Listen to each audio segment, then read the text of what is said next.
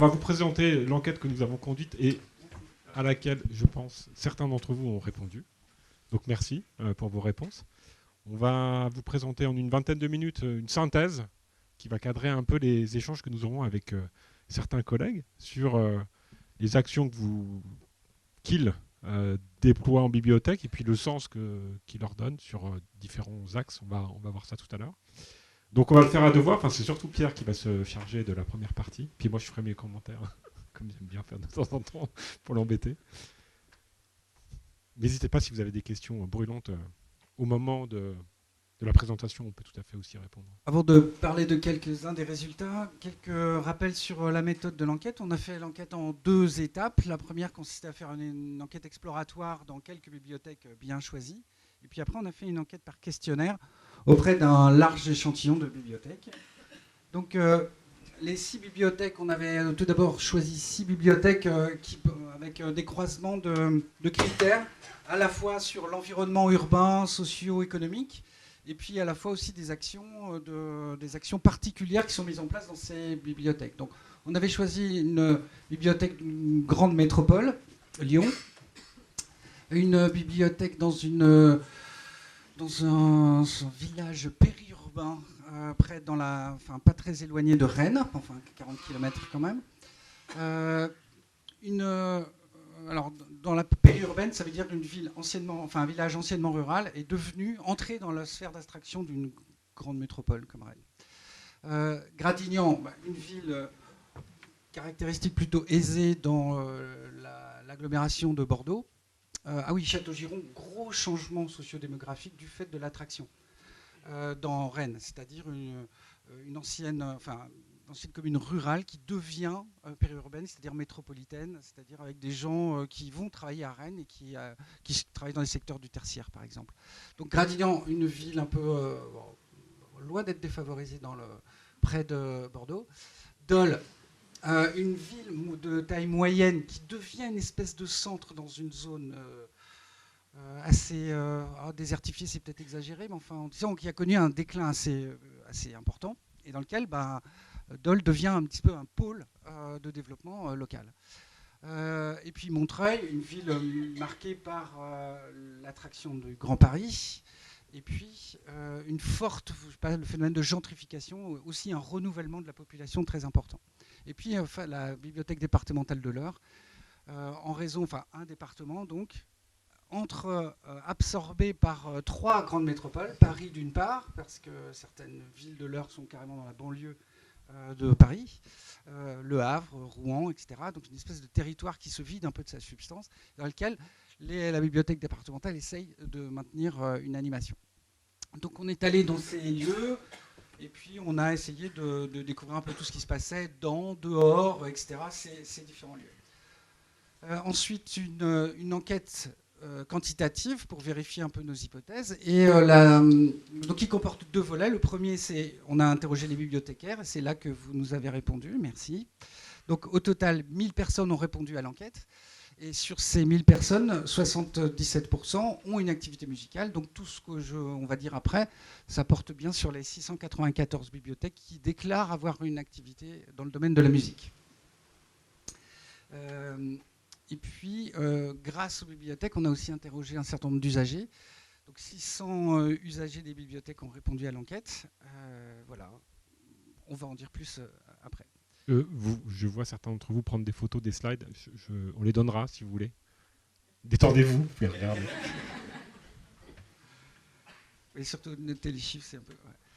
Ouais. Donc le contexte de notre étude, c'est évidemment les transformations induites par... la transformation de l'industrie du disque. L'industrie du disque marquée par un déclin assez important de tout ce qui est support physique, et par contre un transfert des ressources et de l'activité vers les plateformes numériques. À la fois du côté de la production, de la diffusion, mais aussi du côté des usages, parce qu'aujourd'hui, tout le monde utilise les supports numériques. Et ça, de plus en plus, à chaque génération, de plus en plus, la durée, enfin l'écoute de la musique, la durée d'écoute de musique, etc., augmente, s'accroît à chaque génération supplémentaire. Alors ce graphique, au cas où il ne serait pas très clair, c'est que les générations les plus anciennes, des gens qui ont aujourd'hui une soixantaine d'années, c'est-à-dire un peu moi, alors on écoutait de la musique, mais on ne baignait pas dedans. Et puis par contre, on voit les taux d'écoute de musique chez les plus jeunes, les plus jeunes des 15 ans, voilà, sont voilà, des taux d'écoute et des durées d'écoute qui sont infiniment plus importantes. Pour le dire différemment, crise du disque, mais pas crise de l'industrie musicale, ni crise de la musique. Oui, conversion, voilà. Enfin, crise. Si. Oui. On va s'engueuler en public. C'est un peu mal. Alors cette crise, évidemment, elle est largement perçue par les bibliothécaires qui répondent à l'enquête, parce que quand on leur demande qu'est-ce qui s'est passé au cours des 5 ou 6 dernières années, je ne me rappelle plus la durée, mais enfin bon, c'était 5 ou 6 années. Alors, c'est l'apparition des plateformes. Voilà, on vend, il y a des plateformes, on ne prête plus de CD. Et d'ailleurs, il n'y a plus de CD dans les voitures, on sait plus, enfin voilà, plus personne n'a d'outils pour écouter les CD, etc. Donc, grosse transformation. Et ça aggravé ou perçu à travers le symbole de la crise du Covid. Ça a été un déclencheur un peu d'une espèce de réaction. Et puis, donc voilà, l'essentiel des réponses tourne autour de ça. Et puis, beaucoup de réponses aussi sur lesquelles on va revenir, qui consistent à décrire ce qu'on est en train de faire pour essayer de réagir à cette transformation. Voilà. Donc, valoriser les collections, mener plus d'actions culturelles, voilà, mettre en place des réponses numériques, faire de l'animation numérique, etc., etc. Mais on va revenir là-dessus. Donc, c'est une crise, une transformation, une transition. Crise, ça veut dire transformation. Ouais. Oui. Et, qui est en cours et pour laquelle on nous a demandé d'essayer d'apporter des éléments de cadrage un petit peu généraux sur ce qui se fait et ce qu'on peut faire. Donc ces transformations décrites dans l'industrie, c'est des données, c'est bien documenté. Dans le bouquin qu'on est en train de boucler, il va y avoir plus d'informations. C'est perçu par les bibliothécaires et ça concerne aussi les pratiques des usagers. La discomorphose. Oui, alors pendant longtemps, la transformation de l'écoute des musiques c'est tourné autour de la matérialité du disque, quel qu'il soit, vinyle ou CD. On parlait donc de discomorphose, avec des façons d'écouter la musique cadrées par ce support.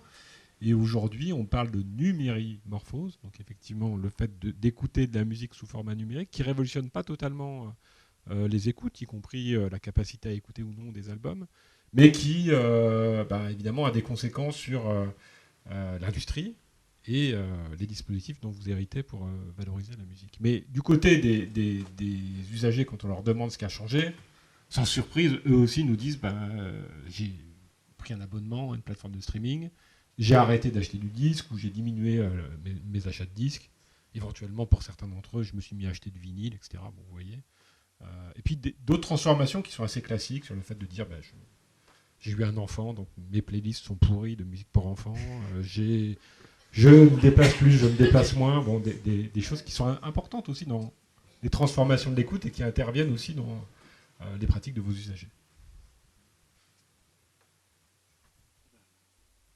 Oui, ce qui est intéressant, c'est que quand on parle de numérimorphose et de numérisation, souvent ce qui vient en premier, c'est de dire en fait, les plateformes jouent un grand rôle dans les conseils, les recommandations. Et ce qui est présent dans notre enquête, mais qui est déjà montré beaucoup par d'autres sociologues qui ont travaillé spécifiquement sur ces questions-là, la musique, ça reste une activité d'écoute qui est sociabilisée par les conseils des proches, voilà, les bibliothèques interviennent dedans, mais globalement, ce qui domine quand même, c'est le fait qu'on écoute la musique en fonction de ses sociabilités. Voilà. Et donc, ça va se retrouver dans les réseaux sociaux, ça va se retrouver dans les plateformes, et donc, il n'y a pas une écoute qui soit totalement englobée par les recommandations des plateformes musicales. Voilà. Ça, c'est un truc important, et donc, du coup, ça revient beaucoup aussi dans les discours qui sont parfois ceux de vos métiers, qui consistent à dire, en fait, on n'a plus de place dans les médiations, parce que les jeunes, notamment, ils vont être complètement bouffés par les réseaux sociaux et ils vont plus du tout être socialisés à la musique comme d'habitude. C'est pas vrai. Ça reste une question de transmission familiale, amicale, etc. Enfin, c'est le vrai pour toutes les pratiques numériques. En fait, les pratiques numériques sont une espèce de forme qui s'inscrit dans les pratiques sociales. Ça se voit beaucoup chez les personnes âgées en particulier, où plus elles accèdent au numérique, c'est parce qu'elles sont en contact avec leurs petits-enfants par le numérique. Donc, avec des fortes inégalités sociales. Ouais. Donc, cette question de la sociabilité plus ou moins large, le fait d'avoir plus ou moins des réseaux d'amis ou de parents ou de relations qui nous mettent en relation avec la musique sont plus ou moins larges. Et il y a des inégalités sociales qui sont très fortes. Voilà. Et éventuellement genrées. La tendance générale, c'est l'éclectisme culturel. Bon, le fait qu'on écoute quand même progressivement de plus en plus de registres musicaux variés. Pour reprendre des termes de sociologues, il y a moins d'effet de légitimité culturelle. Ce qui compte, c'est moins d'écouter la bonne musique. Et il y a quelques décennies, on parlait d'écoute de bonne musique.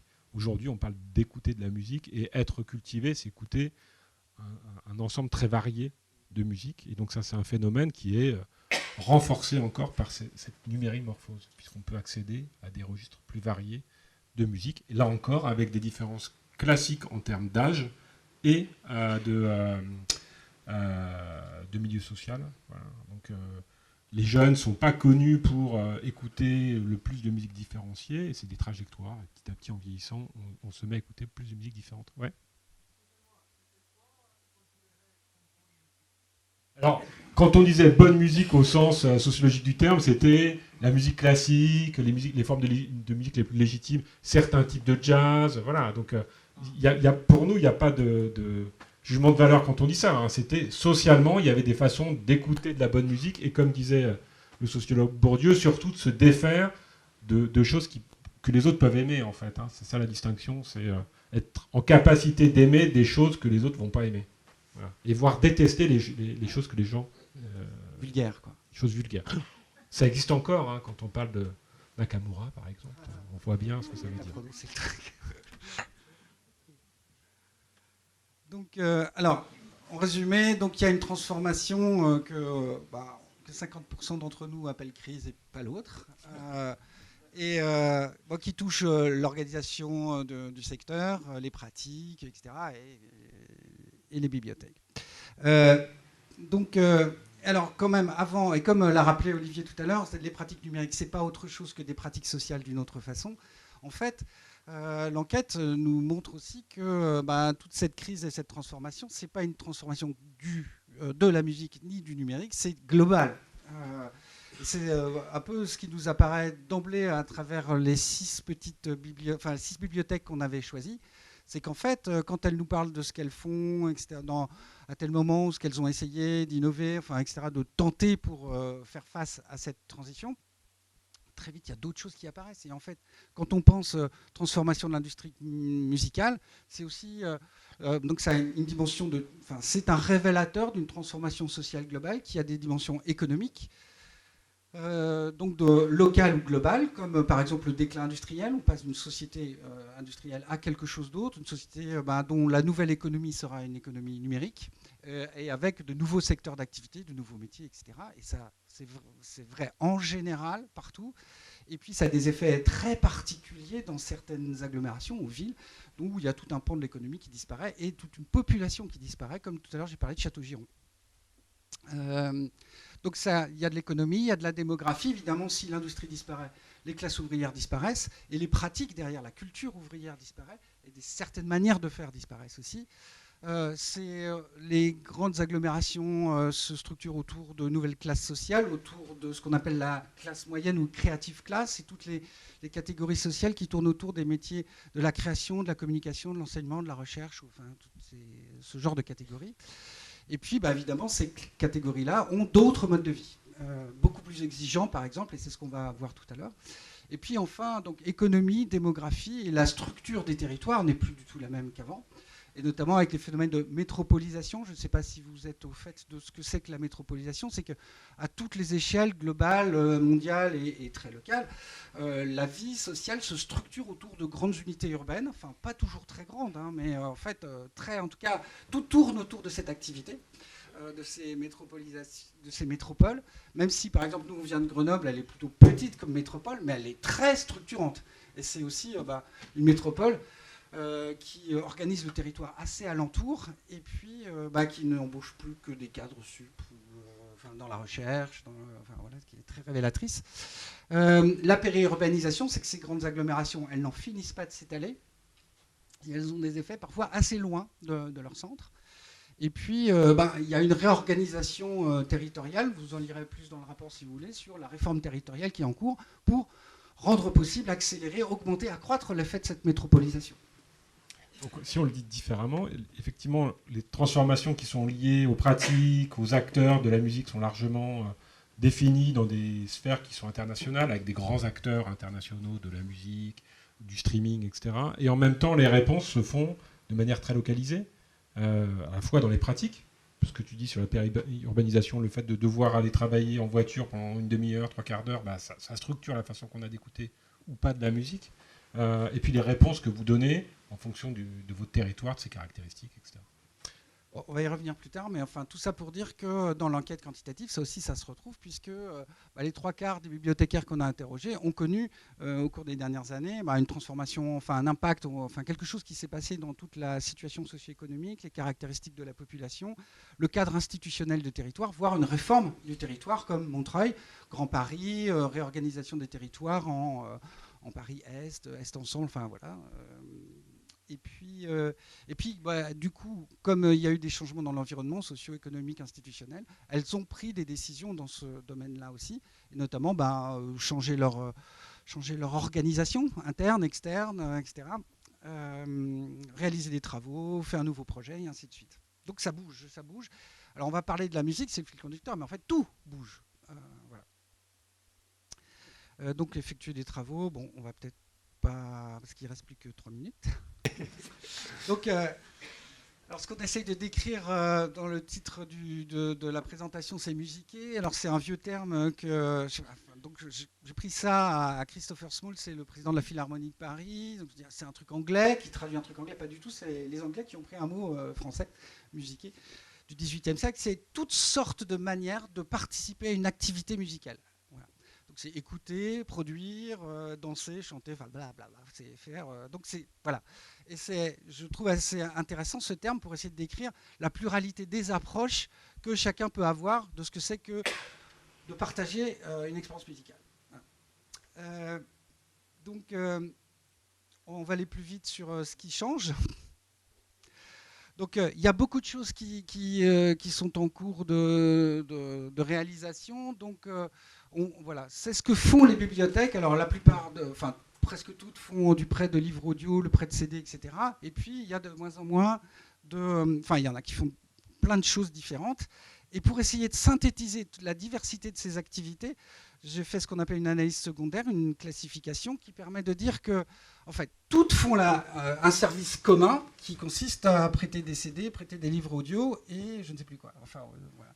Et des livres sur la musique. Ouais. Y en a certaines qui font ça et qui tentent des choses, en tout cas, vers l'écoute partagée, c'est-à-dire d'organiser des concerts ou des sessions d'écoute. Donc, les premières qui ne font que ce service commun de prêt, elles représentent 17% de l'ensemble des bibliothèques qui ont répondu à notre enquête. Donc, sur 700, 14% font le service commun et proposent des sessions d'écoute. 36%, quoi ? Je dis, on est à un tiers à peu près. Ouais. Et 36%, oui, du coup. 36% font le service commun de l'écoute partagée et proposent des dispositifs sur place, voire à distance, pour écouter de la musique. Donc écoute médiée, parce que c'est un terme qu'on utilise dans les sociaux des techniques pour dire médier par des objets techniques, des douches, des machins, des trucs, toutes sortes de dispositifs. Et puis en dernier lieu, il y a celles qui font service commun, écoute partagée, médier et qui vont jusqu'à l'initiation à la pratique, prêt de partition, etc., etc. Donc ici, on a quand même des initiations, un tiers des bibliothèques font tout. Font tout, ou presque. C'est-à-dire prêt et sessions d'initiation, c'est-à-dire qu'elles organisent des sessions pour découvrir la musique. Donc, ce tableau dit exactement ce que je viens de dire, c'est-à-dire que plus on va vers l'initiation à la pratique, plus on fait de choses. Alors, plus on fait de choses, c'est-à-dire qu'il y a des bibliothèques qui ont une activité extrêmement diversifiée dans le domaine musical, et aussi qui peut être assez intense. Intense, alors diversifié, c'est le nombre d'actions différentes que l'on mène, et intense, c'est le nombre d'actions qu'on mène dans chacun des domaines. Voilà. Et donc, par exemple, les bibliothèques qui vont jusqu'à l'initiation à la pratique font beaucoup plus de concerts, beaucoup plus d'expositions, font beaucoup plus de tout, en plus de faire tout. Voilà. Donc, voilà, une espèce de distribution un petit peu emboîtée de celles qui font le service commun, puis qui développent leur activité dans un schéma un peu logique de diversification et d'intensification de l'activité musicale. Alors, ces bibliothèques qui font tout, enfin, ce principe de distribution obéit en règle générale à quelques principes structurants qui posent la question des inégalités de ressources dans les territoires pour développer toutes ces actions, qui font que, par exemple, dans les bibliothèques qui font de l'initiation, qui vont jusqu'à l'initiation à la pratique, vous vous souvenez qu'elles font de tout, ce sont celles qui sont les plus grandes, qui jouissent du plus grand espace. Donc on peut dire, oui, elles ont à voir avec grande ville, grand espace, etc. Ce qui n'est pas impossible. Voilà, elles sont aussi beaucoup plus souvent dans des territoires, des zones de chaland, je ne sais pas comment dire, enfin des territoires. Alors c'est pas le territoire de la commune, c'est le territoire sur lequel elles interviennent, sur des territoires qui sont plus vastes. Ici, par exemple, voilà. Les bibliothèques qui, initiation à la pratique, sont voilà, dans les grandes bibliothèques des grandes villes. Ouais, enfin, les grandes villes ou les grands territoires, en tout cas, la part augmente au fur et à mesure. On se dit, voilà, plus on travaille dans une grande bibliothèque, dans une grande ville, plus on diversifie son activité. C'est vrai, mais ce n'est pas complètement vrai. 58% des bibliothèques sont aussi dans les petits territoires, qui font de l'initiation, qui font toutes les activités jusqu'à l'initiation à la pratique, sont dans des territoires de moins de 5000 habitants, dans lesquels on trouve en effet des petites bibliothèques qui appartiennent à des réseaux dans des grands systèmes, mais aussi des petits trucs ruraux dans les Alpes. J'ai regardé une par une toutes ces bibliothèques, et il y en a une, je sais pas, dans les Alpes de Haute-Savoie qui fait tout. Voilà. Qui fait tout, pas beaucoup, mais tout. C'est pas très intense, mais c'est très diversifié. Qu'est-ce qu'ils font là? C'est toi qui. Non. Ouais. Bon, ce qui nous intéresse, c'est que ces registres-là, historiquement, dans votre profession, c'est des questions qui sont posées dès le départ. Est-ce qu'on prête des supports? Où est-ce qu'on va? Où est-ce que le travail s'est posé sur la question de la première grande bibliothèque de Paris, de la discothèque de Paris, tout ça. Est-ce que notre boulot, c'est d'initier la pratique, en fait, hein? Cette tension-là, on la retrouve, et on la retrouve aujourd'hui. Voilà. Différemment, avec d'autres actions, mais on la retrouve aujourd'hui. Voilà, ça c'est la même chose. Ouais. La même chose, c'est que les bibliothèques, quand on demande ce qu'elles envisagent de faire, chaque bibliothèque, quand on a le service commun, on veut faire des concerts. Quand on fait des concerts, on veut aller vers les dispositifs médiés. Et quand on a tout ça, on veut aller vers l'initiation à la pratique. Il y a une sorte d'évolution logique. L'essence de ces actions, c'est-à-dire que toutes ces actions visent à plusieurs choses. La plupart du temps, enfin, le truc le plus visible, c'est que ça sert à faire venir des gens. La musique.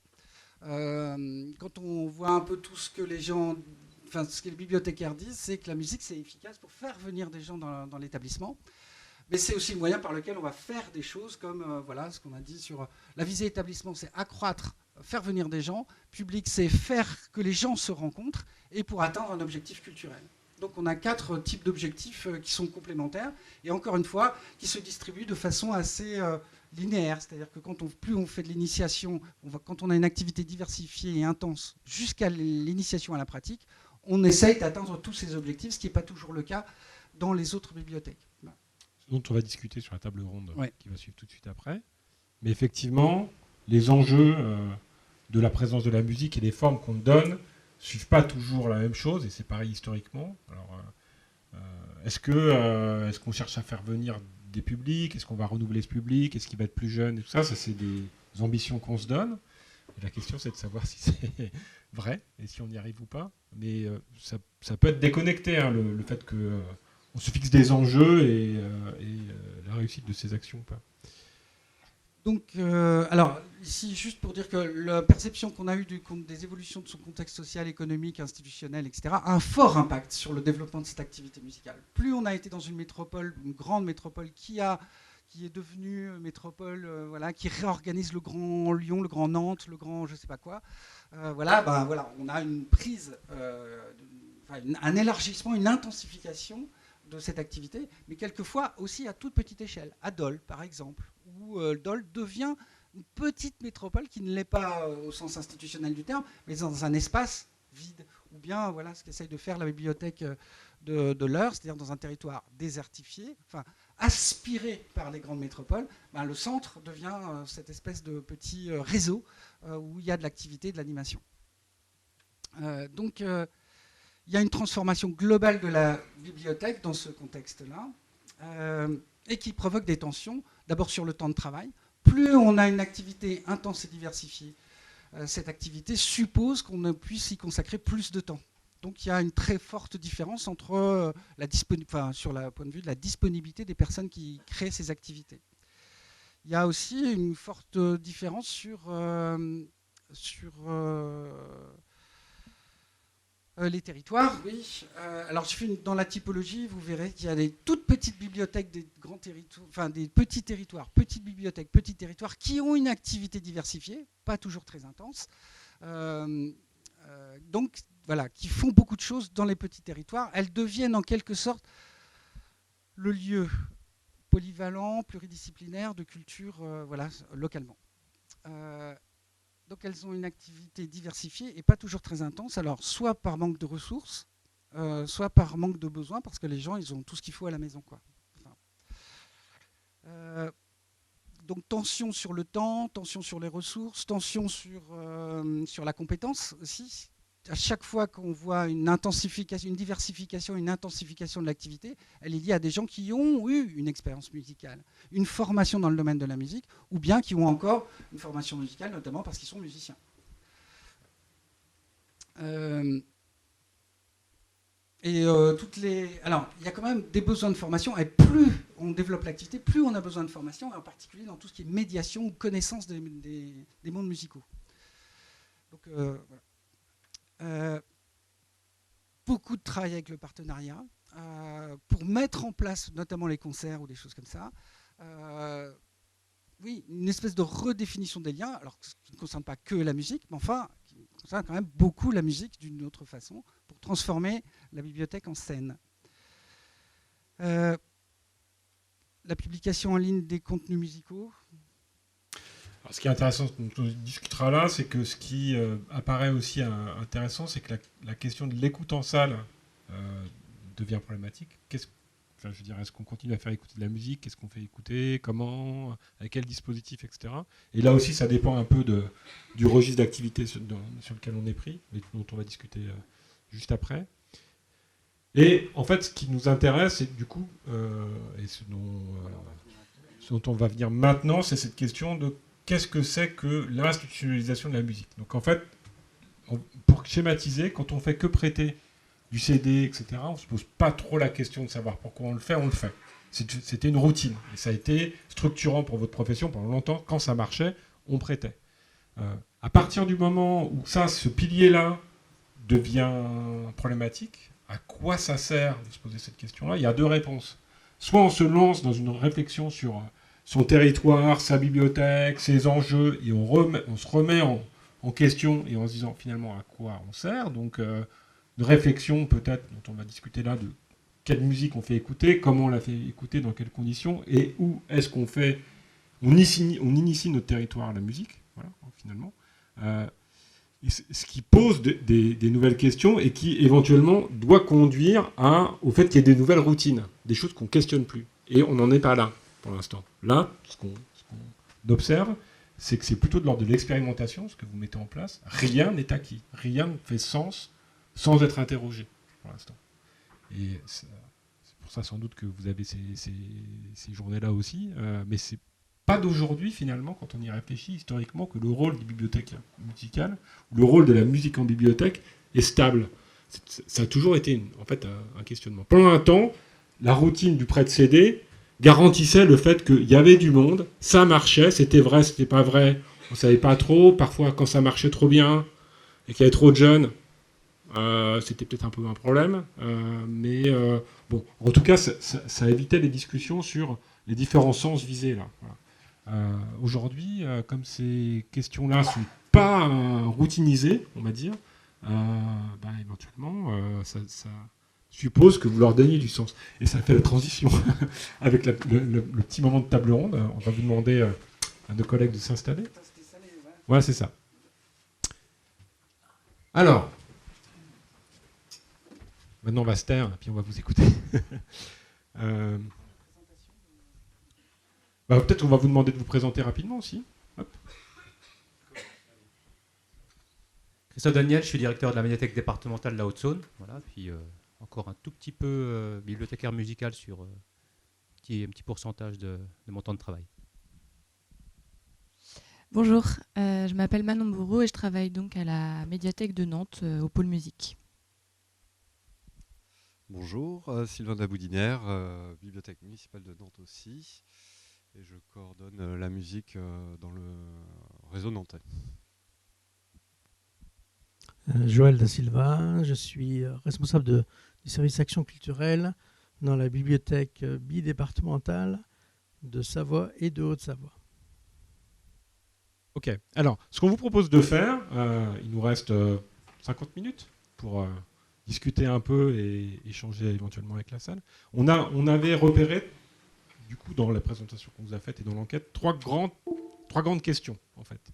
D'abord, la place et le rôle que vous accordez, ou pas, aux collections. Voilà.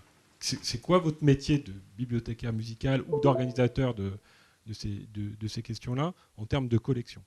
Est-ce que vous avez changé des choses? Est-ce que vous avez des projets?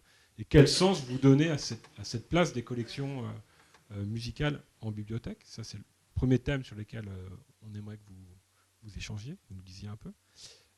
Le deuxième, c'est sur la question de l'écoute en bibliothèque. Qu'est-ce que c'est que écouter de la musique en bibliothèque? Pourquoi vous l'organisez? En quoi c'est différent d'autres lieux culturels, éventuellement, ou du domicile, voilà, de vos usagers? Et puis la troisième, on en a parlé un peu là, c'est la question de votre métier, de votre rapport à votre territoire, du coup, institutionnel. Comment vous le faites et quel sens vous y donnez aussi. Je vais, du coup, revenir clairement d'abord sur les collections. Où vous en êtes? Qu'est-ce que vous faites? Est-ce que vous avez arrêté le CD? Est-ce que vous passez au numérique? Quelle est la réponse que vous donnez à cette question des collections? J'ai le micro, je commence. Bon, on a arrêté le CD dans sa forme physique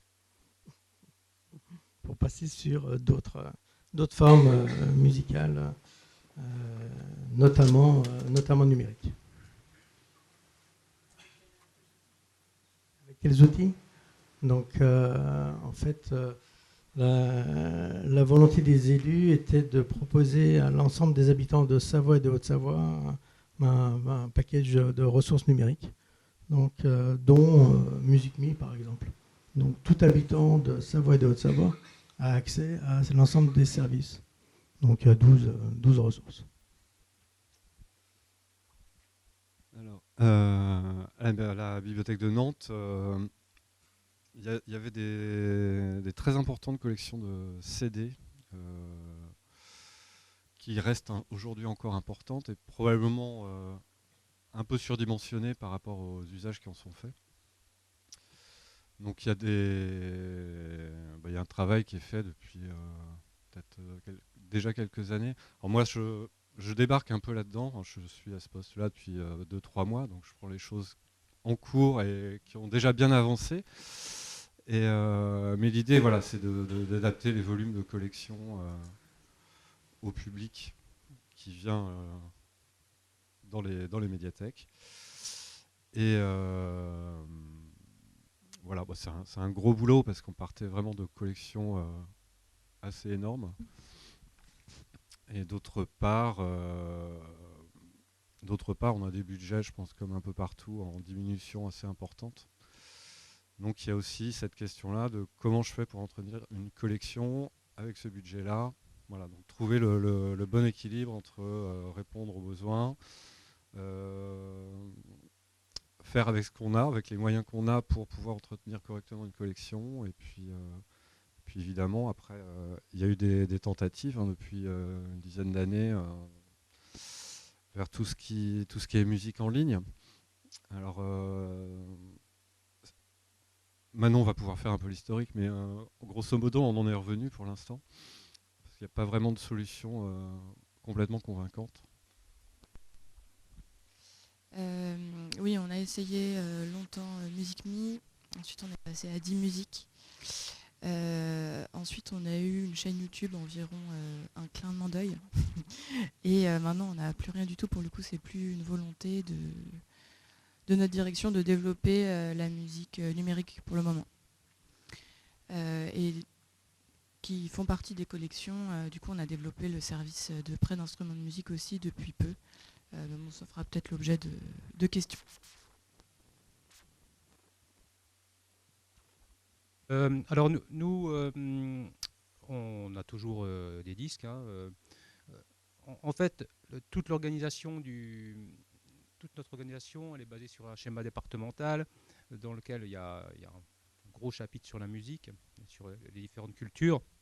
Alors, ce qu'il faut bien comprendre aussi, c'est que la Haute-Saône, c'est 236 000 habitants. On a 80% des communes de moins de 500 habitants. Il y a 102 bibliothèques. On anime un réseau de 24 bibliothèques qui ont un secteur musique, que nous avons largement participé à mettre en place de toute façon depuis les années 80. Et donc, que ce soit pour le livre ou que ce soit pour la musique ou n'importe quel support, on a un réseau qui est ultra dépendant des collections, quelles qu'elles soient, de la médiathèque départementale. Si on retire les collections, on ferme les services. Premier élément important à mettre en exergue. Ensuite, on est dans le rural, avec un certain effet retard, parfois pas toujours, mais parfois sur les pratiques culturelles. Donc, on a aussi ça à prendre en compte.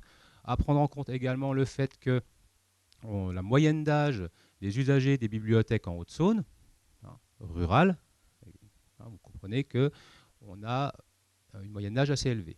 Ça veut dire qu'on n'a pas les mêmes pratiques musicales que le public moyen d'une grande agglomération. Ce qui fait que au niveau du numérique, au niveau de l'informatique, voilà, il y a un certain retard aussi, qu'on essaye nous de combler par ailleurs, mais bon, il y a ce retard-là. Donc, au bout d'un moment, poser la question d'abandonner le CD sur la base d'indicateurs, pour nous, c'est jamais vrai du tout. Enfin, je me suis jamais posé cette question-là. Parce que ça voulait dire pour moi abandonner les plus de 40 ans, les Haut-Saônais de plus de 40 ans, qui écoutent de la musique, qui sont clients, voilà, entre guillemets, voilà. Et par ailleurs, je suis quand même chef de service, donc j'ai quand même des indicateurs, j'ai des schémas, j'ai des bilans, j'ai une politique qui est basée sur un état des lieux, avec des propositions qui sont faites à des politiques, sur des stratégies que je mets en place ensuite. Voilà. Donc à un moment, quand je regarde ces indicateurs, je vois que ça dégringole dans les années 2000, avec un petit peu de retard, mais ouais, 2009, 2010, là il y a une vraie chute. Et puis après, comme le constatent beaucoup de collègues, on en parle souvent dans nos réunions, dans nos rencontres, c'est qu'on arrive à un effet plateau. Un plateau et une stagnation chez nous qui fait qu'on a 24 services musique qui fonctionnent plutôt bien. Là où il y a de la médiation, là où il y a de l'envie, là où il y a de la compétence aussi, un peu de niaque, ce service continue à apporter un vrai service. Évidemment, le jour où ce n'est plus le cas, on se posera la question de faire autrement. Et bon. Donc, une collection de disques qui est basée sur une politique documentaire à la Calange Pouchol, comme pour l'ensemble de nos collections, qu'on a revu, Paul Doc, qu'on a refaite en 2022. Donc, c'est pareil, la politique documentaire, elle est axée sur le schéma, sur le projet de service de la médiathèque. Donc, tout ça, c'est bien cadré, c'est suivi, c'est pas au dos mouillé. Ensuite, qu'est-ce que je peux dire ? Oui, donc, collection hybride, puisqu'on fait aussi du numérique. On essaie de toute façon, nous, on veut s'adresser à tous les publics. Que ce soit en prêtant, que ce soit en animant, on essaie vraiment de taper à 360 degrés. Donc on utilise MusicMe. Rapidement, on s'est aperçu que ça ne marchait pas du tout là où on voulait nous l'exploiter, c'est-à-dire amener la grosse cavalerie, parce qu'on ne peut pas acheter 150 disques de Florent Pagny. On voulait vraiment avoir ça à disposition, comme allez taper là-dedans, nous on s'occupe du reste. On s'occupe de ce qu'il n'y a pas sur MusicMe. Et ça ne marche pas. Par contre, on a continué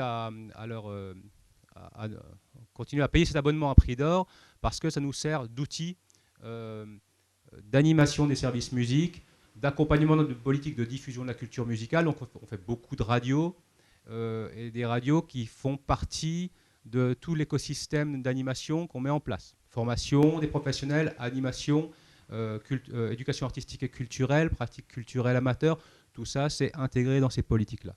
Voilà, donc c'est pour ça qu'on le garde. Donc voilà, près d'instruments, on a mis ça ma collègue Lise, qui s'occupe du service musique, a mis ça en place. Que dire d'autre sur les matériels? Alors, voilà. Ouais, dans ce qu'on a perçu, nous, et des commentaires qu'on a repérés, il y a en fait, sur le fait d'arrêter carrément le CD ou de se débarrasser dans les années précédentes du vinyle ou d'en garder, c'était beaucoup lié au fait d'avoir le sentiment d'avoir un peu des pépites et de se dire, bon, bah, ça, c'est pas possible, on ne peut pas s'en débarrasser. Enfin, il y a aussi une réflexion sur la nature de vos collections, avec une importance, que ce soit du CD ou du vinyle, c'est juste qu'en fait, il y a une forme d'interprétation qu'on ne va pas forcément retrouver en ligne. Et donc, la capacité qu'ont les bibliothèques à se dire, il faut en faire du patrimoine. Ça, c'est notre patrimoine, on ne peut pas s'en débarrasser. Est-ce que vous avez le sentiment que c'est un peu ça? Ou là, quand on vous entend une bibliothèque départementale, bon, bah, ça veut dire... Est-ce que... Comment vous gérez en fait, dans vos équipements déjà? Ah pardon, voilà.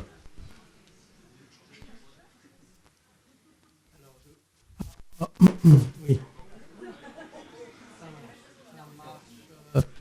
Ça marche un peu. Ça marche. Oui, ça marche. Pas trop, un peu. Bon, allons-y.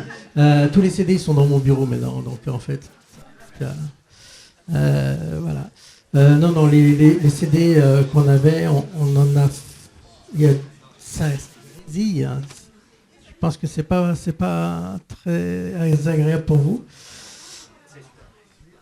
Celui-là. La dernière solution, c'était de changer d'intervenant. Hein. Donc après, c'est peut-être moi qui ai la voix qui grésille, on ne sait pas. Oui, donc les CD, en fait, ils ont deux... alors quand je dis qu'on n'a plus de CD, c'est pas vrai du tout. Hein. On a des CD dans tout ce qui concerne l'animation. On a donc deux directions pour les CD de nos collections. Un, on les a donnés aux bibliothèques. Et l'autre, on en a constitué des malles thématiques pour qu'elles soient diffusées, mais dans un cadre d'animation culturelle. Donc on a encore des CD en fait, mais pas de collections qui sont prêtées titre à titre aux bibliothèques du territoire. Par ailleurs, on accompagne, alors ça ne veut pas dire qu'on se désintéresse de la musique en général, pas du tout, puisqu'on travaille aussi sur des formations, des conférences, de l'accompagnement au travers de différentes manifestations aussi. Je vous parlerai d'une opération qui s'appelle Vive en scène un peu plus tard. Moi, je vais continuer sur la notion de pépite que tu évoquais il y a 2 secondes. Effectivement, quand on fait ce travail de réduction des collections, de désherbage, etc., on a toujours peur effectivement de faire passer à la trappe des petites merveilles qu'on n'aura pas su identifier. Alors, à Nantes, on a la chance de travailler assez étroitement avec le conservatoire, à la fois avec la bibliothèque du conservatoire, donc qui propose de la musique imprimée, principalement à destination des élèves, mais qui a également une belle collection de CD aussi, de vinyle également, je crois. Et donc, une grande partie de notre désherbage, en particulier en musique classique ou jazz, est récupérée par la bibliothèque du conservatoire, ce qui nous permet d'être plus serein, justement, pour quand on a moins peur de faire disparaître un disque indispensable, une pépite, une rareté, etc. Oui, je voulais ajouter que c'est pas tant la peur de supprimer une pépite qui fait qu'on ne veut pas supprimer les fonds CD dans nos médiathèques. C'est que ça correspond quand même encore à une pratique aussi, ça génère beaucoup de prêts.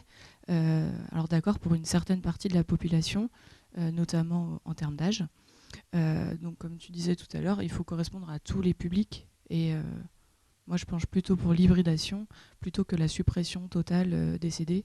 Ça marche encore, en fait. Ça marche moins, mais ça marche encore.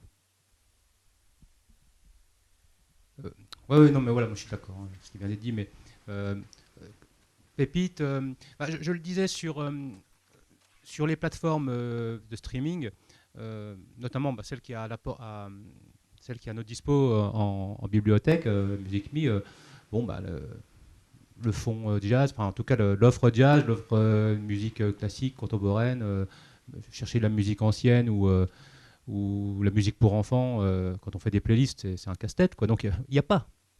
C'est pas satisfaisant, c'est pas pluraliste. On a une loi maintenant qui nous demande de mettre à disposition des collections pluralistes. Bon, on est obligé de garder un minimum de disques. Alors effectivement, le principe des valises thématiques, tout ça c'est très bien. Nous on va y passer aussi, valises de vinyle, valises de CD, de façon à pouvoir mettre en place ce genre d'outils d'animation. Mais voilà, c'est important pour nous. Et puis la politique documentaire, elle est rédigée, elle est scientifique. Voilà, c'est compté, voilà, il y a ce qu'il faut dans chaque genre, sous-genre. Voilà, c'est important pour nous aussi parce qu'elle est basée sur les besoins du public. Il y a un travail qui est fait de connaissance du public des bibliothèques par le partenariat qu'on a avec ces dites bibliothèques publiques, de façon à nous adapter. Puis moi, j'ai été bibliothécaire musical pendant 20 ans. Je sais que tel genre musical dans telle bibliothèque de campagne, il va falloir leur fournir toute la scène jazz contemporaine française du moment, parce que voilà, ça cartonne chez eux, ils ont besoin, ils ont envie, voilà, on va leur donner. Ailleurs, ça va être le métal. Donc je maintiens, on va dire, une collection un peu entre guillemets idéale de métal à travers l'histoire de ce genre musical, parce qu'il y a un public pour ça, quoi. Donc oui, ça c'est important pour nous. Okay.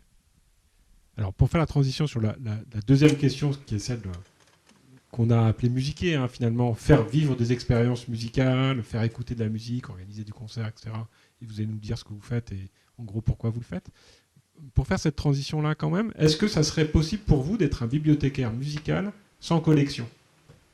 Si on se projette, je sais pas, il n'y a plus de CD, vous n'avez pas de pépites, il n'y a plus les moyens de le faire écouter. Est-ce que ça serait possible de faire que de l'animation ou de la pratique et pas d'avoir de collection du tout?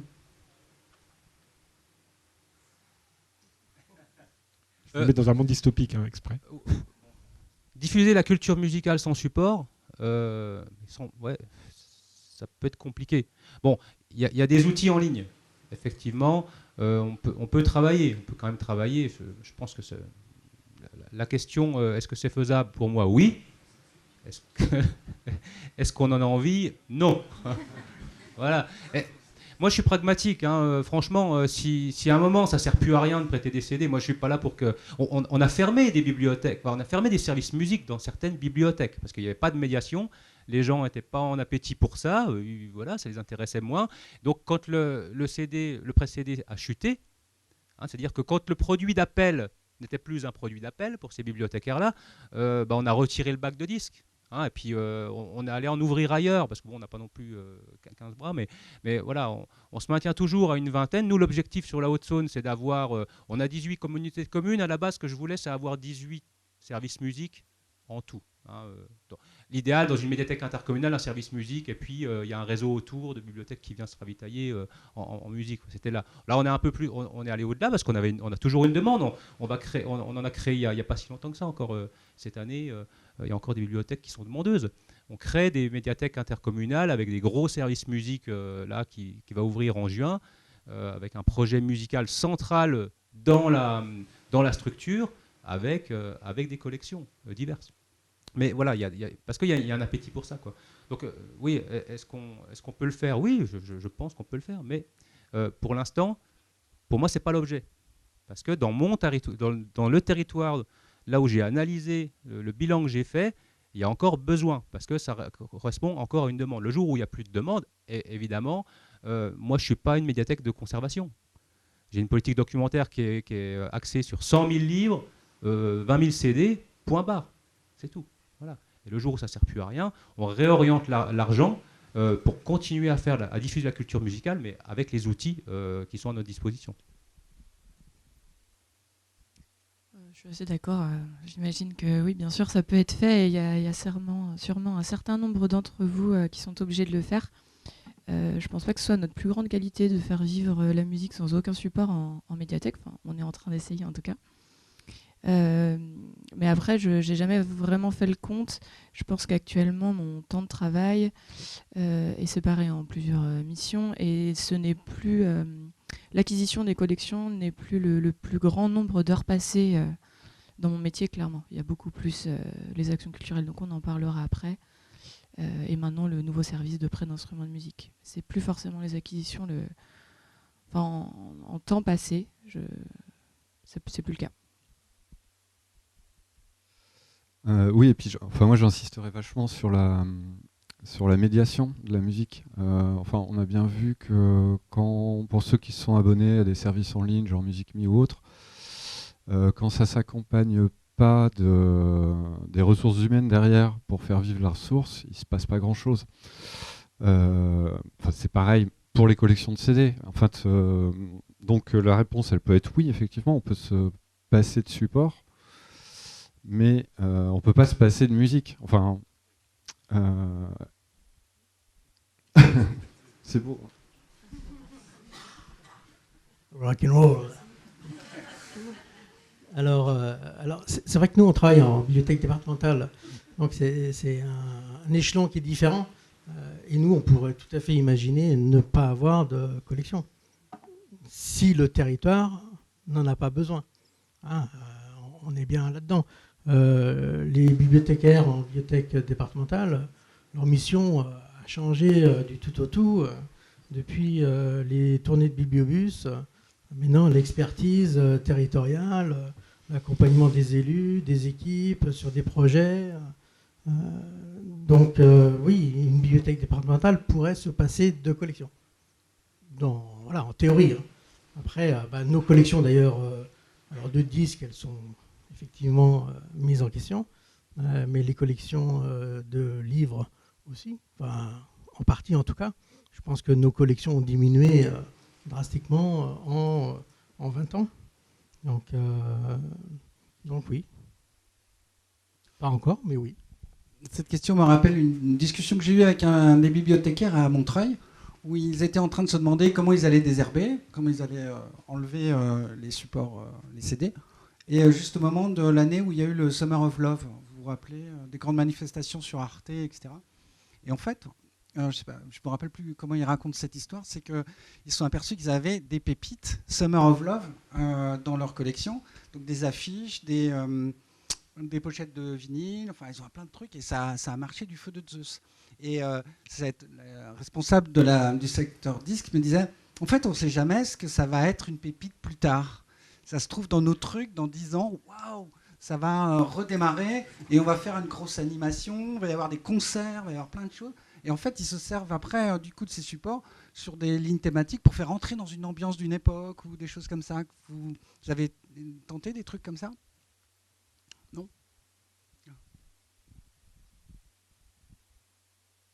La première fois que j'ai fait du désherbage en bibliothèque, peut-être pas la première fois, mais je me souviendrai toujours d'avoir mis la main sur un disque des Spice Girls et puis de le prendre, de le mettre sur le chariot du pilon, puis de me dire... Puis je me dis, je l'ai remis. Je sais pas pourquoi, mais je l'ai remis. Et puis, 2 ans plus tard, tous ces disques-là étaient ressortis. Inexplicablement, mais bon, après ça s'explique parce que la génération des teenagers qui avaient écouté les Spice Girls et les groupes de ce genre-là de l'époque venait juste d'avoir un gros coup de blues à la trentaine, à la fin de la trentaine. Et donc, peut-être qu'elles avaient des enfants, elles voulaient faire écouter à la gamine. Bon, voilà. C'est ressorti, donc du coup, je les ai laissés. Voilà. Et puis, ils sont toujours. Hein, voilà. Et puis, même quand je les désherbe, j'essaie de les racheter en neuf. Quoi. Hein, parce qu'à un moment, voilà, c'est juste l'exemple que je voulais donner. Ça fait la transition du coup sur ce que vous faites pour faire vivre la musique et l'animation, mais quand même la remarque qui nous intéresse nous, c'est qu'il y a toute une partie de votre métier qui consiste quand même, vous l'avez dit, à acquérir des collections, les organiser, etc. Et c'est vrai c'est vrai de la musique comme sur d'autres supports. Et il y a une question de la légitimité aussi de votre métier et peut-être de votre place dans l'institution qui consiste à être capable de démontrer que vous êtes capable de gérer des collections, en fait. Hein. On entend le fait que, ok, vous le faites que parce qu'il y a un public, que parce que vous avez une visée qui consiste à leur permettre d'écouter de la musique différemment, etc. Et qu'effectivement, il n'y a pas de fonction de conservation. Mais c'est quand même intéressant pour nous parce qu'il y a toute une partie de légitimité de ce métier quand même qui tient à la conservation, qui est mis en discussion là. Mais ça veut dire que vous basculez complètement du côté de l'animation et de la médiation, qui est une autre fonction importante de votre métier, que vous investissez peut-être plus qu'ailleurs. Mais voilà, cette tension-là, elle n'est pas tout à fait neutre aussi dans votre façon de vivre le métier. Mais voilà, transition sur qu'est-ce que vous faites du coup de remarquable pour vous, de plus important en matière d'animation, et quel sens vous lui donnez, quoi. Voilà.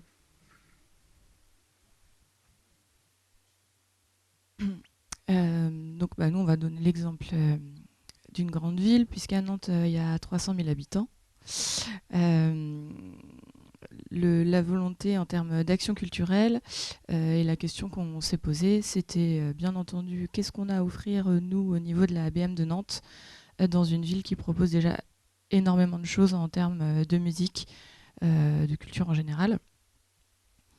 On n'est pas très bien doté en termes de technique ni d'espace, donc on n'est pas allé là-dessus forcément. On avait peut-être la gratuité pour nous, qui peut être quand même un atout pour tous les publics. Ce qu'on a décidé donc, c'est plus de donner à voir de la musique dans un angle plus pédagogique. Donc avec tout ce qu'on appelle un peu les concerts pédagogiques, même si c'est pas un très, très joli mot, mais ça fait venir énormément de monde en médiathèque. Enfin, énormément de monde, une centaine de personnes, c'est déjà très bien pour un rendez-vous musical. Donc on a tout cet angle-là, et puis un gros maillage au niveau des partenariats, donc avec une volonté de se rapprocher de toutes les salles de spectacle qu'on a autour de nous, puisqu'elles sont très nombreuses. Alors à chaque fois avec une envie d'avoir de la musique en live, parce que c'est vraiment une grosse demande de notre public. Donc quand une salle de spectacle est invitée à la médiathèque pour présenter un petit bout de sa programmation, parce que le but c'est pas de faire un étalage de programmation, ils savent très bien le faire aussi dans leur salle. Ils vont présenter quelques concerts ou quelques artistes qui leur tiennent à cœur, et donc faire jouer un des artistes qu'ils ont sous la main à ce moment-là. Et puis après, on peut tenter un petit partenariat, comme par exemple des places réduites pour aller les voir, voir des places offertes, des places à faire gagner, ce genre de choses. Et ça fonctionne bien. Alors là, il y a, dans un écosystème où il y a énormément d'offres, et puis après, de ce qu'on a compris, il y a des écosystèmes dans lesquels vous êtes un peu tout seul. Oui, et puis pour compléter, là-dessus aussi, on travaille beaucoup avec le conservatoire, qui viennent régulièrement faire des concerts chez nous ou animer des conférences découvertes d'un genre musical, etc. Et qui viennent aussi animer des ateliers, notamment dans certaines médiathèques, dans des quartiers prioritaires, notamment une qui n'a pourtant pas d'espace musique. Et ils viennent animer des ateliers où ils font jouer les gamins avec des instruments. Ils viennent avec un paquet d'instruments et puis pas mal de percussions, par exemple. Et ils les font jouer ensemble. Alors c'est gros succès aussi. Et surtout, on touche des publics qui sont là, pour le coup, vraiment éloignés de ces pratiques-là. Et voilà, donc on se sert de ces ressources qui sont finalement assez faciles.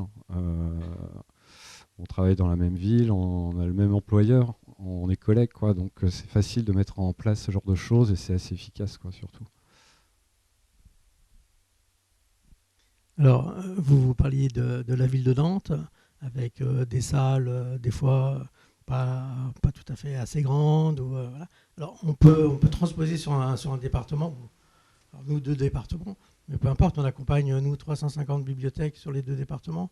Donc, ce sont autant de salles, voilà, avec des tailles très diverses, avec des équipements qui varient de rien à tout équiper.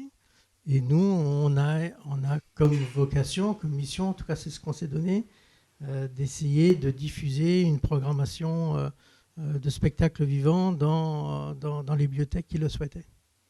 Donc on fait une programmation, on fait un appel à candidature auprès de compagnies recensées, on reçoit 150 candidatures et on fait une programmation, on garde une vingtaine de compagnies et il y a 75 spectacles qui sont programmés dans les bibliothèques sur les 2 départements, en zone rurale, en montagne, un peu partout. Et alors j'ai essayé de recenser là où il y avait uniquement des spectacles uniquement musicaux, mais la musique est présente dans tous les spectacles quasiment. Donc voilà, c'est en 20 ans, on a fait, qu'est-ce que j'ai noté 50 compagnies ou groupes musicaux, 115 représentations, avec une moyenne de 60 personnes par spectacle. Donc voilà, et là-dessus, c'est du cofinancement lié à la taille de la commune. Plus la commune est petite, et plus sont les aides, plus elle est grande, moins on l'aide. Voilà, ça c'est le travail sur les 2 départements. J'ai ramené des dépliants si jamais. Donc sur la Haute-Saône, on a donc un territoire très rural, j'ai dit, voilà, globalement, on doit avoir, j'avais noté ça ce matin, ouais, une dizaine de cinémas, une dizaine de théâtres, une vingtaine de salles de spectacle. Mais quand je dis salle de spectacle, il y a une SMAC et puis des petites salles des fêtes. Hein.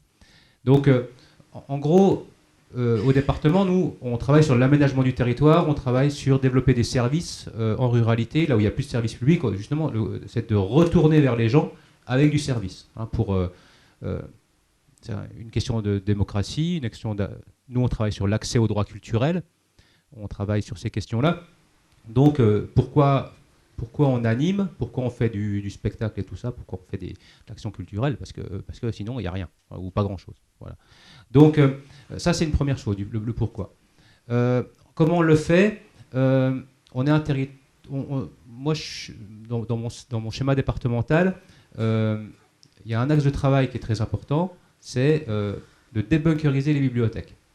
L'objectif, c'est d'ouvrir les bibliothèques, nous, bibliothèques départementales, toutes les bibliothèques de Haute-Saône également, sur les acteurs éducatifs, sociaux, culturels et associatifs de leur territoire. C'est-à-dire que quand je vais voir une bibliothèque municipale, quand on commence à co-construire des animations, d'apporter la culture au plus près des citoyens, c'est de faire un bilan ensemble, état des lieux, qu'est-ce que tu as autour de chez toi.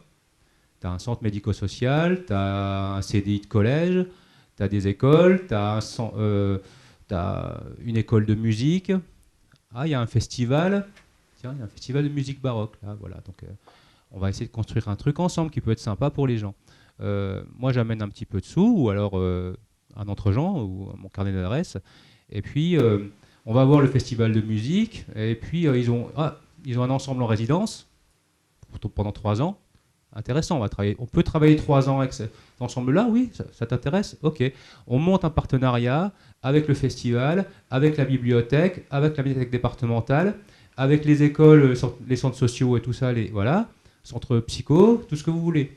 Et à un moment, on va mettre en place une animation qui, pour le coup, souvent ne va rien nous coûter, va rapprocher les gens, va mélanger les publics, le scolaire, les gens des CMP, des CMS, ces usagers-là qui ne viennent pas à la bibliothèque, on va les faire venir à la bibliothèque, on va faire l'animation à la bibliothèque, on va faire l'animation chez eux aussi, dans leurs locaux. Hein, ils sont légitimes à recevoir aussi la culture. Et voilà. Donc on va faire une espèce de sauce comme ça. Et le but à la fin, hein, c'est l'objectif, c'est on a transmis des compétences aux bibliothécaires locaux, on les a ouverts sur leur écosystème local, on les a mis au centre de leur communauté. On a essayé de créer une communauté musicale d'amateurs de musique. On le fait sur d'autres questions. Et puis, in fine, on a développé les publics, mais pas juste pour faire de la stat et des indicateurs, juste pour créer cette communauté. En sachant que nous, ce qui est important au département de Haute-Saône, au niveau de l'actualité politique telle qu'elle est aujourd'hui, c'est très politique ce qu'on fait, hein, soyons bien d'accord, avec la montée des extrêmes et tout ça, les gens s'enferment et tout ça, on parle beaucoup de liens sociaux. Nous, voilà, on utilise l'animation, on utilise la musique, on utilise la culture pour relier les gens entre eux. Voilà. Donc, comment on anime, voilà, effectivement, beaucoup de partenariats. Alors, juste, voilà, on fait ça avec un festival de musique ancienne. On a des partenariats avec Écosystème, qui est une SMAC avec qui on travaille sur les musiques actu. On va faire des animations avec des DJ, des rappeurs américains dans les collèges du fin fond de la Cambrousse. Enfin, voilà, on fait des choses comme ça, et pour toutes les raisons que je viens d'évoquer. Okay, il nous reste quelques minutes. La proposition qu'on vous fait, c'est de... voilà, que vous nous fassiez part de vos remarques ou questions, si vous en avez, qu'on échange ensemble sur ces questions-là. Il y a des questions là-bas. Hop, je vais ramener.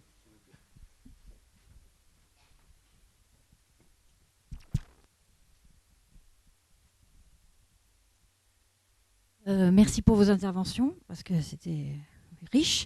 Moi, j'ai une vraie question sur les outils mis à notre disposition pour la diffusion numérique de la musique, puisqu'il n'y a pas grand-chose de légitime pour les bibliothèques. MusicMe, mais bon, on voit les limites, puisque ce n'est pas de la pluralité. Et il y a d'autres plateformes qui ne veulent pas de nous. Et pourtant, ils ont quand même, malgré tout, des bases de données qui commencent à être intéressantes, puisque nous, on doit désherber aussi de notre côté nos bases de données à nous. Donc moi, j'ai vraiment une interrogation sur la continuité de la diffusion de la musique en numérique et légalement pour nos établissements. Voilà. Donc ça nous permettrait de construire des animations. Moi, je commence à manquer de ressources finalement légales pour construire des animations, des playlists, des choses pour des siestes, pas des siestes, mais j'appelle ça du blackout, c'est-à-dire la musique dans le noir, par exemple, ce genre de choses. Voilà, je ne sais plus trop comment faire et je vois que ça commence à se limiter, en fait. Voilà. Donc légalement, j'aimerais bien qu'il y ait une solution miracle qui arrive pour nous, les bibliothèques, qu'on soit vraiment reconnus en tant que diffuseurs de musique. Vraiment, voilà. Moi,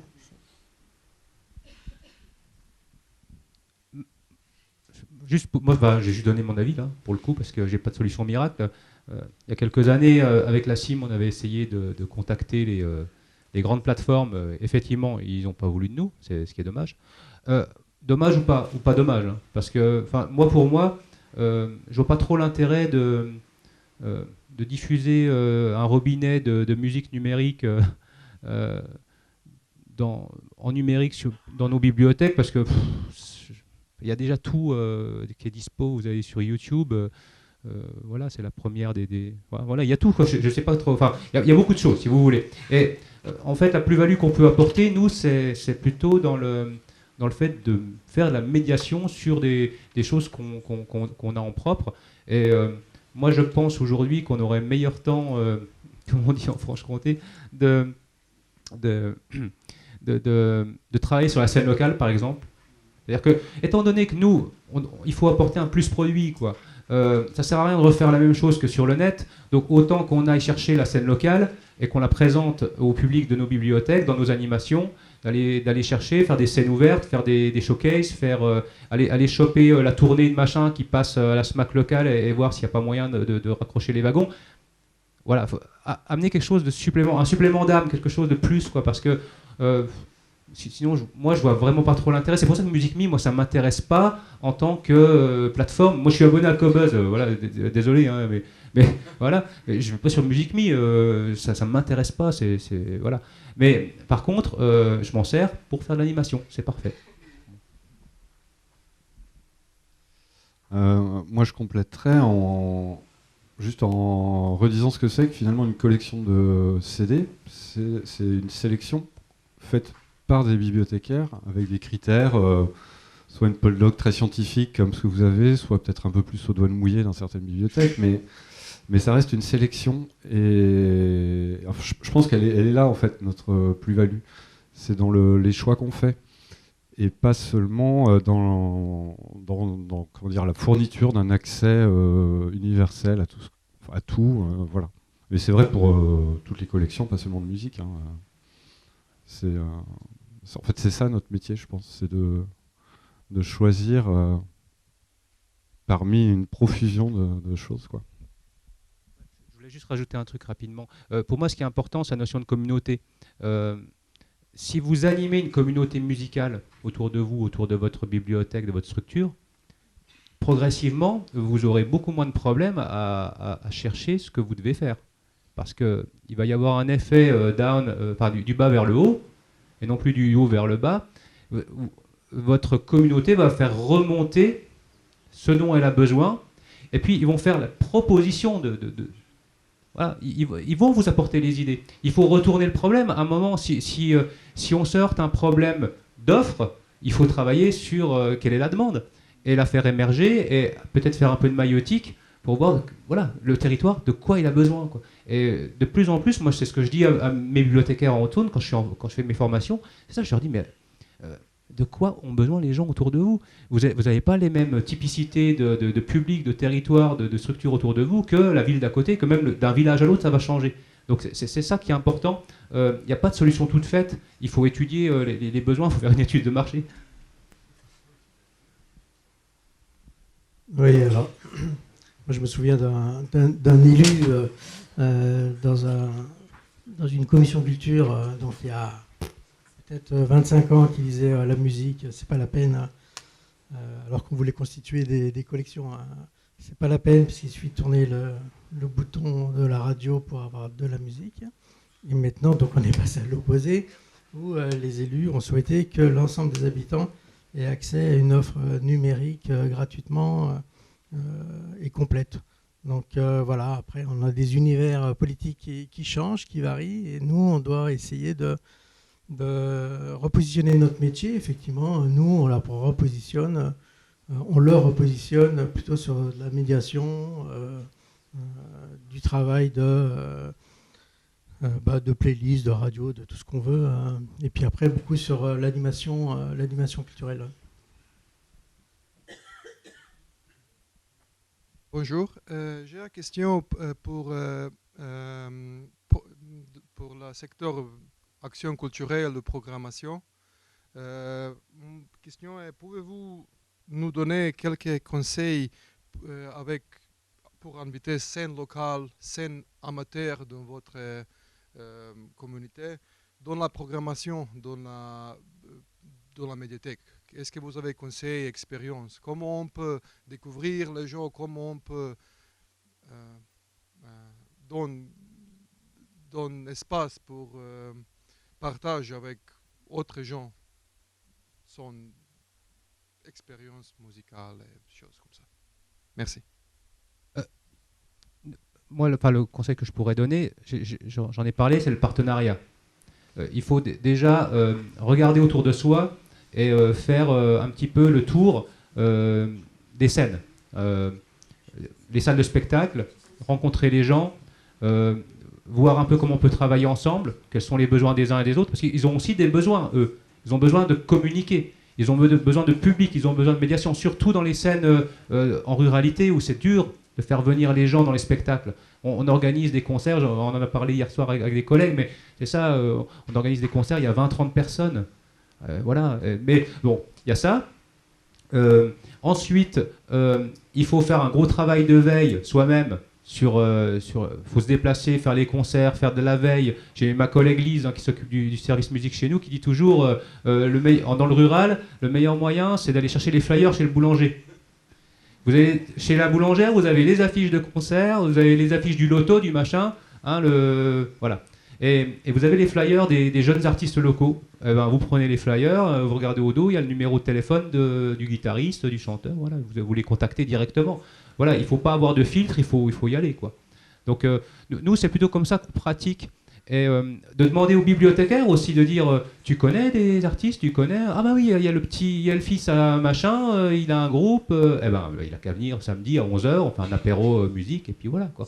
Donc il faut pas chercher à faire compliqué. Moi je parle de schéma, de contrat, voilà.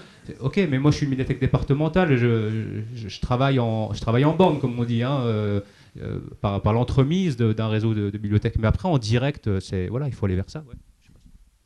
Je voulais compléter pour ceux qui se sont lancés dans Dans le prêt d'instruments de musique, si vous avez choisi un fournisseur, enfin un magasin local dans une grande ville, ils sont aussi d'excellents conseils. Tous les musiciens vont chez eux, ils les connaissent tous personnellement. Et vous pouvez avoir vraiment beaucoup de contacts de cette façon. En tout cas, nous à Nantes, c'est flagrant, mais je suis sûre que dans plein de villes, c'est la même chose. Moi, je travaille aussi avec les disquaires. On en a quelques-uns, quand même, heureusement encore. C'est pareil, on leur achète, un peu hors marché, mais on leur achète les disques de la scène locale. Donc, pareil, au dos des disques, sur les petits groupes comme ça, souvent il y a des coordonnées, donc on va les contacter. Ils sont de telle et telle ville, est-ce qu'ils peuvent venir par ici, quelles sont leurs disponibilités. En plus, nous, on commence à être identifiés comme un acteur de la scène musicale, donc les artistes viennent nous donner les CD pour qu'on les mette dans le réseau de la médiathèque départementale. Donc c'est pareil, ça permet d'avoir un échange et de leur dire tu seras intéressé pour faire ceci, donc voilà, aller faire de la pédagogie musicale avec les gosses. On a pris un accordéoniste comme ça, on l'a fait tourner dans les écoles, dans les bibliothèques, il a démonté son instrument, il a fait vraiment une grosse pédagogie, il a fait des petits concerts, des choses comme ça. On l'avait rencontré comme ça, voilà, de part, je t'achète ton disque, puis tu viens nous voir, voilà.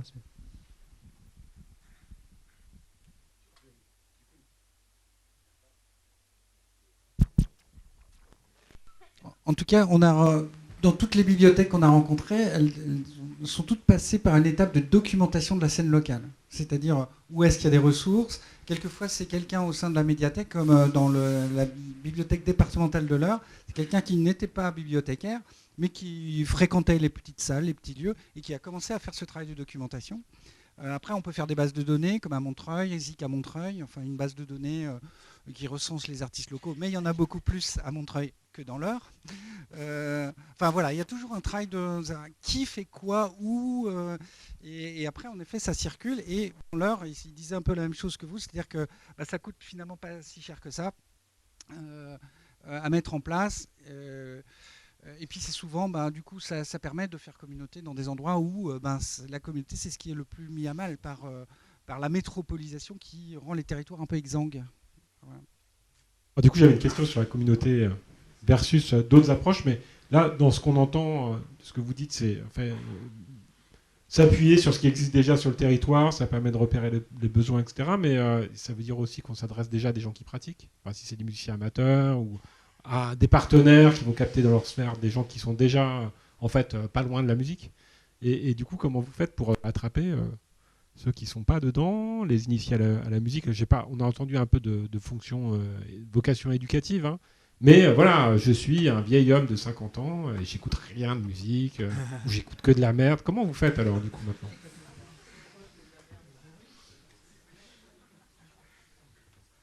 Tu veux dire en termes de valorisation et de médiation? Si tu es un vieil homme de 50 ans, je pense que tu seras ravi de discuter avec quelqu'un déjà au poste de renseignement. Tu seras content de passer un petit moment comme ça et d'avoir des conseils personnalisés. Sinon, il y a plein de petites techniques qui existent. Je pense au coup de cœur, par exemple, qui marche pour les CD, mais comme pour n'importe quelle collection en bibliothèque, dès qu'il y a un petit coup de cœur, un petit cœur avec un prénom collé dessus, ça booste tout de suite votre collection. C'est très facile à mettre en place.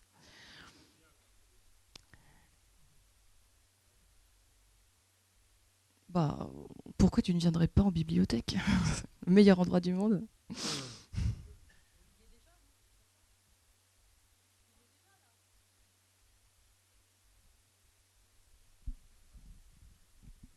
Je vais juste répondre.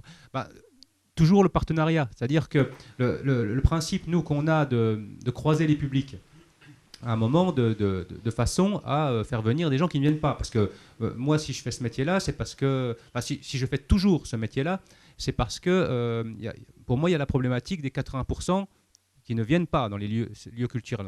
On a les 20% qui viennent partout, qui consomment tous les services culturels, et puis il y en a 80% qui ne viennent pas. Alors à un moment, on a le choix, soit on dit, ils ne viennent pas, ça ne les intéresse pas, on s'en fout, soit on essaye toujours de les faire venir. Donc moi... J'essaye de faire venir tout le monde dans les bibliothèques, c'est ça. Mais alors effectivement, ça demande de travailler avec des petites stratégies un petit peu anguleuses comme ça, de nouer des partenariats avec des assos. de faire venir des associations comme ça, et puis de les attirer dans la bibliothèque, de faire, on le fait beaucoup avec des ateliers d'écriture musicale, hein, des choses d'aller dans des centres sociaux, dans des centres culturels, dans des centres éducatifs, voilà, et puis après de dire, la prochaine fois, on le fait à la médiathèque.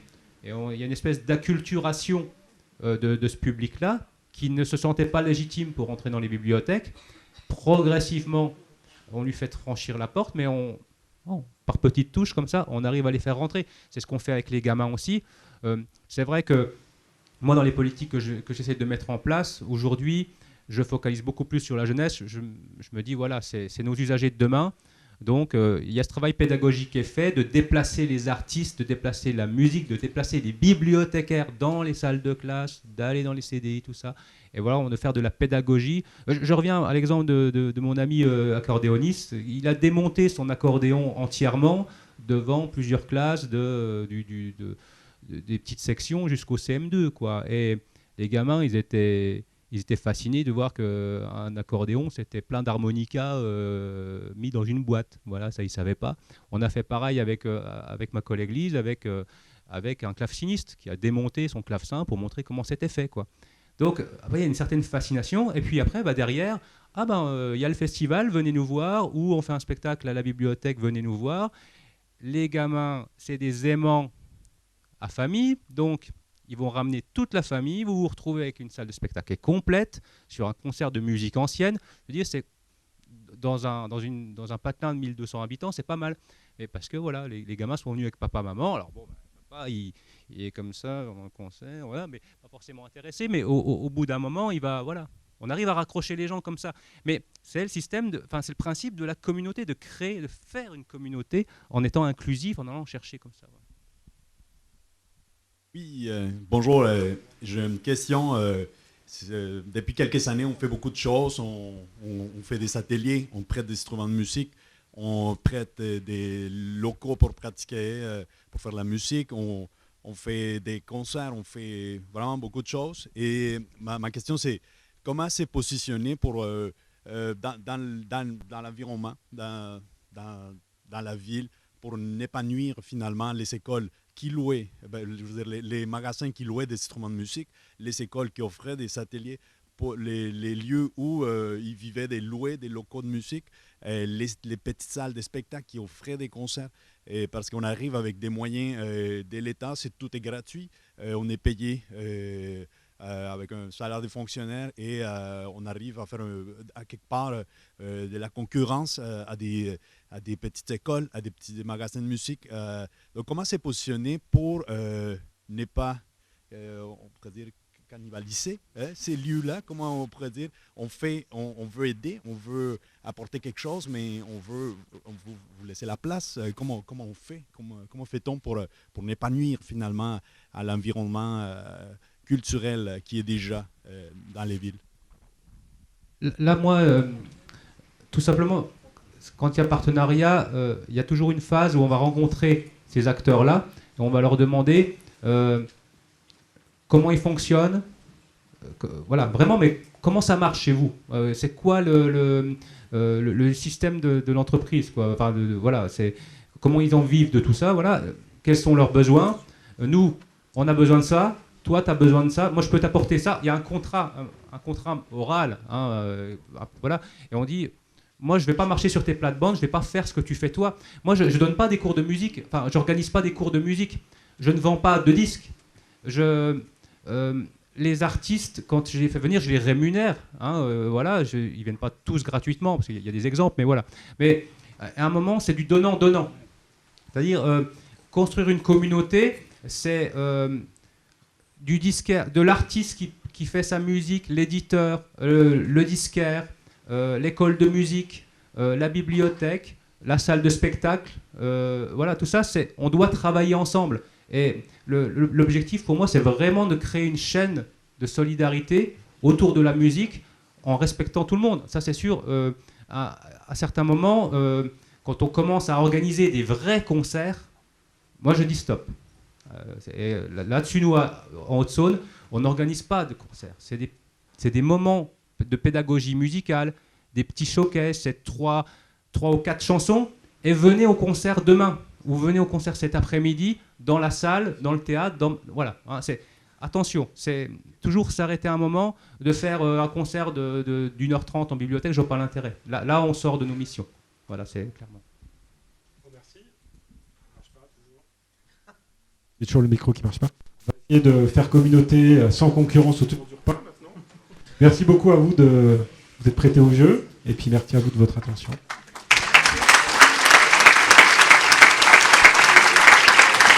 Merci à tous les 6. Merci beaucoup.